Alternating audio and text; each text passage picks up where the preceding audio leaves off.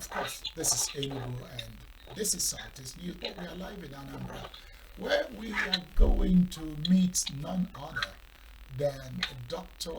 Dennis Ekemezie. Remember, on Friday we talked about giving Dennis another chance to update and then get back to us. And so we are live in Anambra. Dennis, good afternoon. Good afternoon, sir. Now that we are in Anambra, and I want to look at some of the issues that you were supposed to update us on. Inclusivity, media being in the front row of the campaign, setting the agenda. We didn't talk much about the stakeholders and the shareholders, but we may today.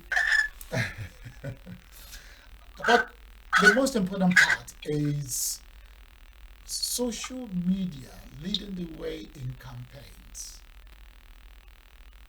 Isn't that causing a big, how do I end that big that I've been saying? Causing a big divide in terms of a simple situation. It means if you don't have data, you can't be on social media, so which means you'll be less informed. So, the ball is in your court. Please repeat your question.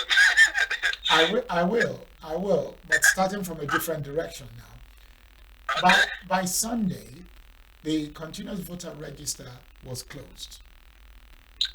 And we are waiting INEC to tell us the percentages of men, women, and youths that registered.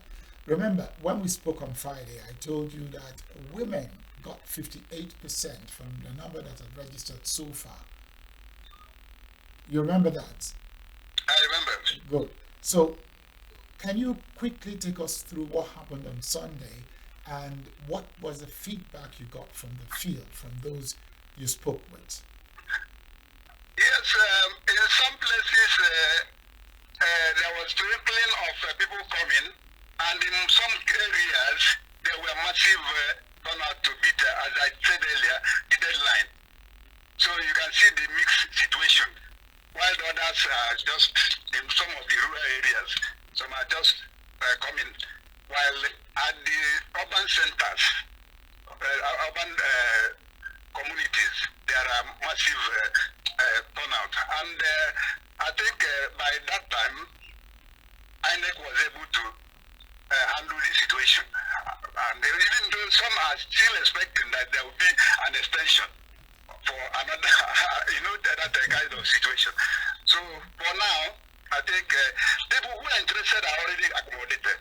That is their word. They have been attended to. And I needed to praise INEC for such listening to the voice of reason, and then for the demand of people met. So it was properly conducted and concluded.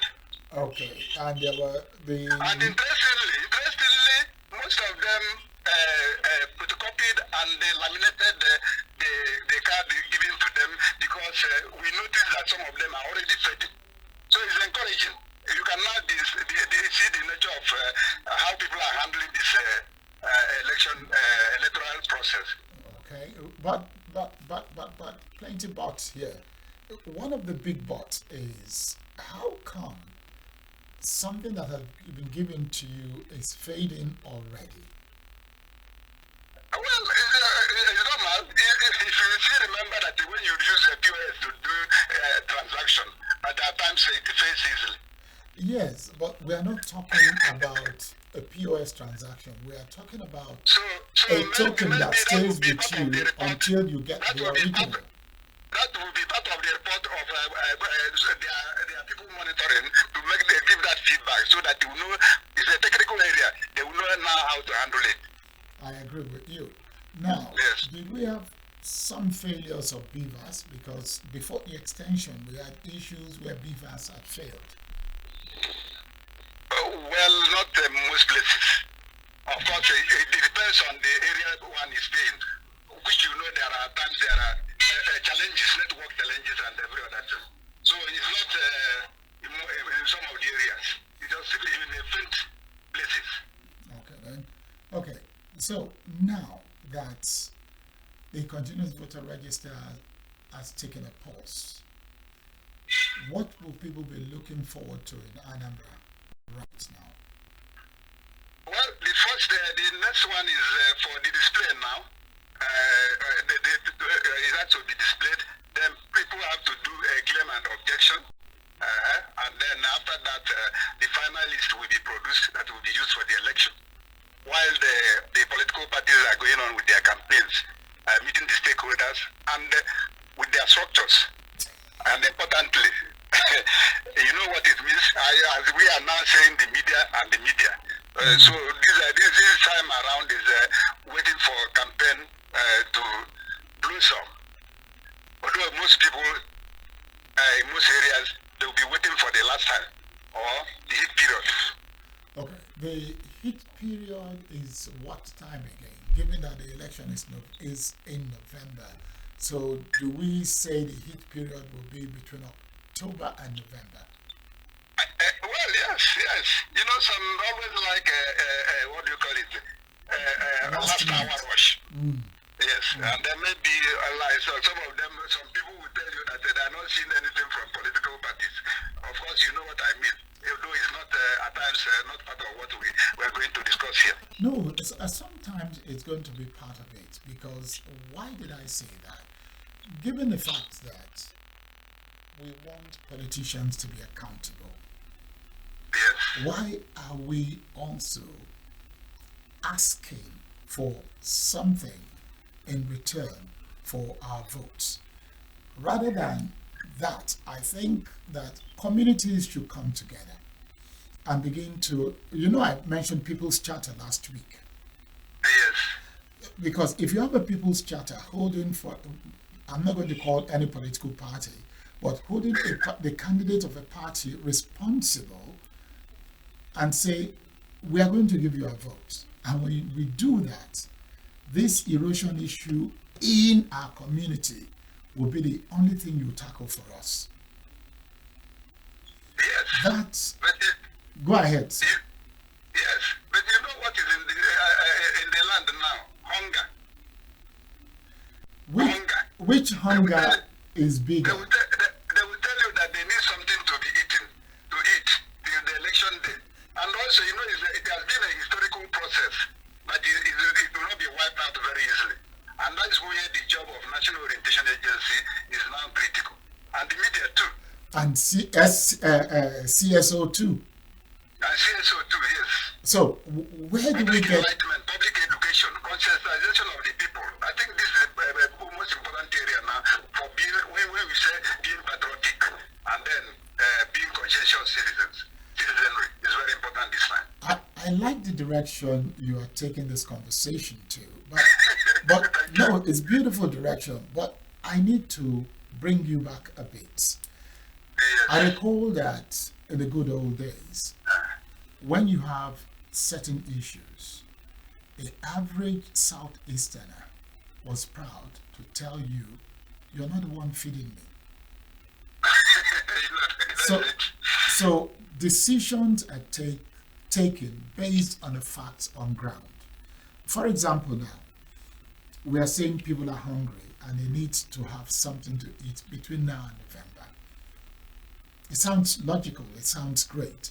But if by the end of November, they have their tummies filled up and I win the election, just speaking, would you be able to hold me accountable if I don't perform? Because I was feeding you every day before November 8th. How do we resolve that? It's an ideal situation, and then at times it's a realistic situation. Two-edged sword. In the sense that if people go hungry, and of course you know, a hungry man could be an angry man. And then if the candidates supply food for the hungry voters, two ways.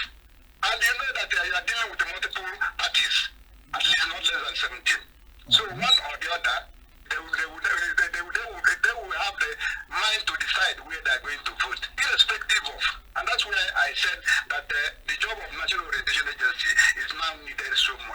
and then the social, what do you call it, civil society organization, to be able to conscientize the people.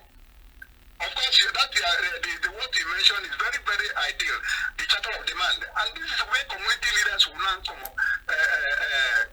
out to assist. Of course, you know, in Anambra State, there are this very powerful town union, what they call town union ASATU.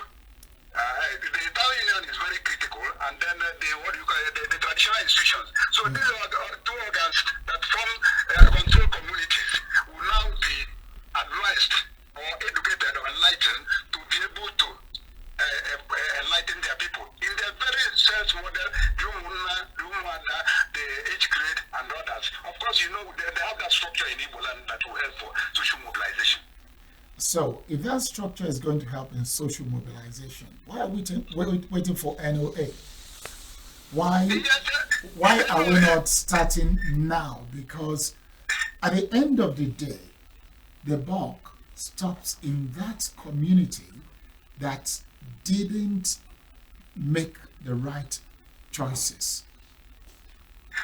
NOA is needed because NOA is believed to be government organ. And when NOA comes in, it gives it the impetus, the authority for people to believe. And then the community leaders also to align with them.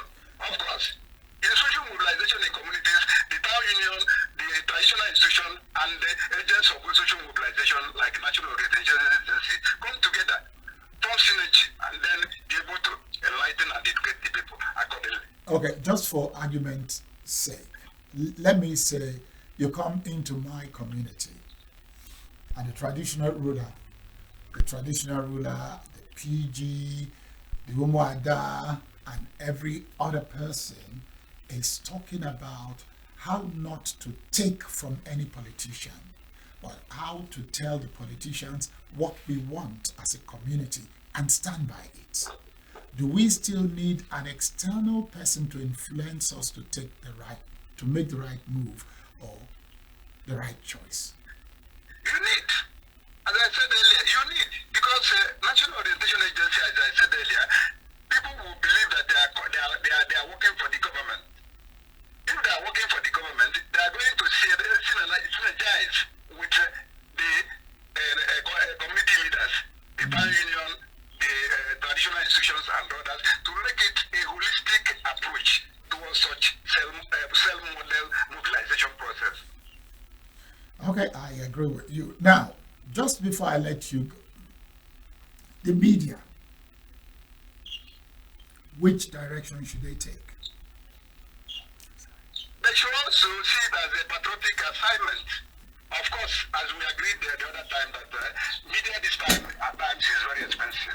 However, they did also to pay they see it as part of their corporate social responsibility in nation building, in social mobilization, in governance, in corporate governance.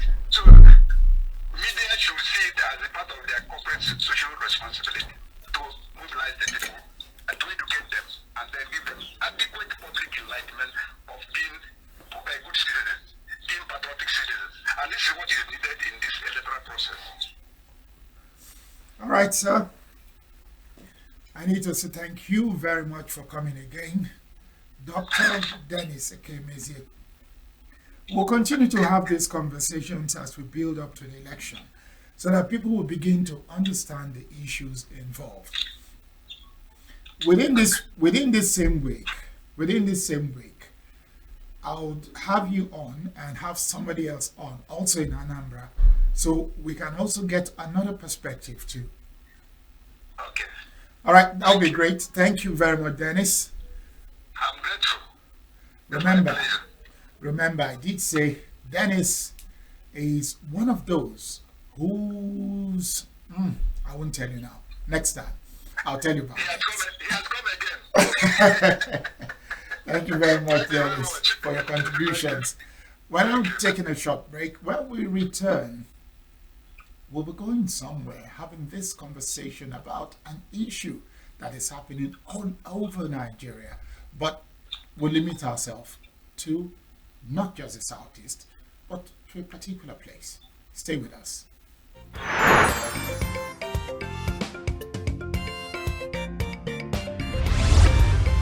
Signature TV, news in your pocket.